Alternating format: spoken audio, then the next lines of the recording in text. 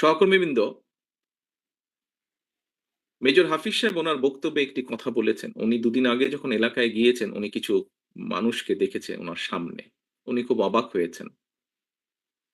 প্রিয় সহকর্মীবৃন্দ, এইরকম মানুষগুলো ৫ তারিখের পর থেকে আস্তে, আস্তে ভিড় করা শুরু করেছে।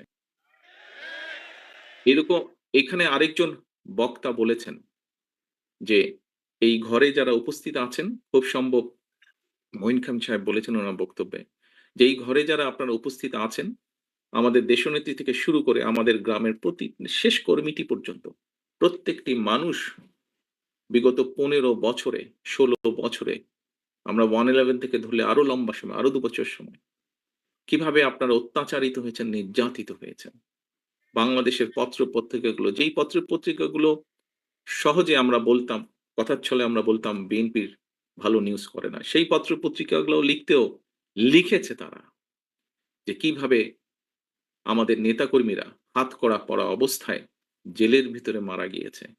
কিভাবে আমাদের নেতাকর্মীরা হাতকড়া পরা অবস্থায় হাসপাতালের বারান্দায় শুয়ে আছে।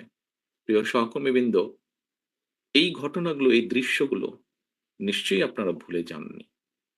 আপনারা যদি ভুলে না গিয়ে থাকেন, প্রিয় সহকর্মীবৃন্দ, তাহলে আপনাদের প্রত্যেকের মনে আজকে একটি প্রশ্ন বা জিজ্ঞাসা আসা উচিত যে কেন আমরা ওই যে হাফিজ সাহেবের যাদেরকে দেখেছেন, কেন এই মানুষগুলোকে আমরা আমাদের আশেপাশে ভিড় করতে দেব?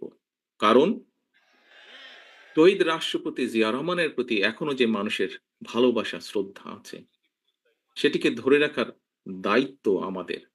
উনার যেই পরিকল্পনা, যেই আশা, যেই আকাঙ্খা নিয়ে আমরা আলোচনা করেছি, উনার যেই সফলতাগুলো নিয়ে আমরা আলোচনা করেছি, যা দেশ এবং দেশের মানুষকে উপকৃত করেছে, সেগুলোকে যদি আমাদের কন্টিনিউ করতে হয়, তাহলে অবশ্যই আমাদেরকে যেমন সতর্ক হতে হবে, আমাদের প্রত্যেকটি নেতাকর্মীদেরকে যেরকম সতর্ক হতে হবে, সচেতন হতে হবে, একসাথে একইভাবে যেটি মহাসচিব সাহেব ওনার বক্তব্যে বলেছেন যে মানুষের পাশে গিয়ে দাঁড়াতে হবে।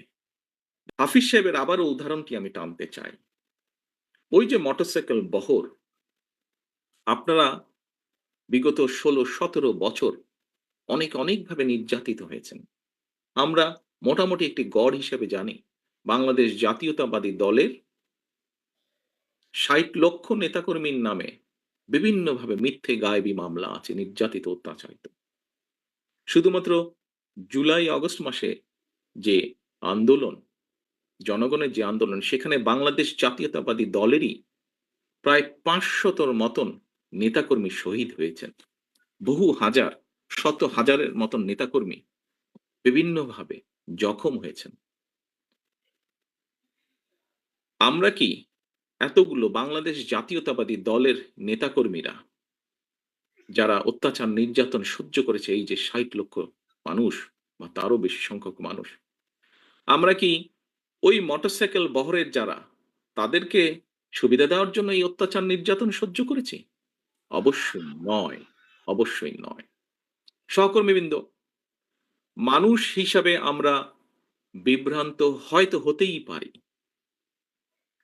কিন্তু যে পরিস্থিতির ভিতর দিয়ে আজকে এই মুহূর্তে আমরা যেখানে এসে দাঁড়িয়েছি, সহকর্মীবৃন্দ, আমি বিনীত হাতে আপনাদের কাছে করজোড়ে অনুরোধ করব, এই ঘর বা এই ঘরের বাইরে নয়, সমগ্র বাংলাদেশে শহীদ রাষ্ট্রপতি জিয়াউর রহমান এবং দেশনেত্রী বেগম খালেদা জিয়ার যত সৈনিক, যত কর্মী আছেন, আপনাদের কাছে বিনীতভাবে অনুরোধ করব, দয়া করে আপনারা ওই মোটরসাইকেল আলাদেরকে ভিড় করতে দেবেন না।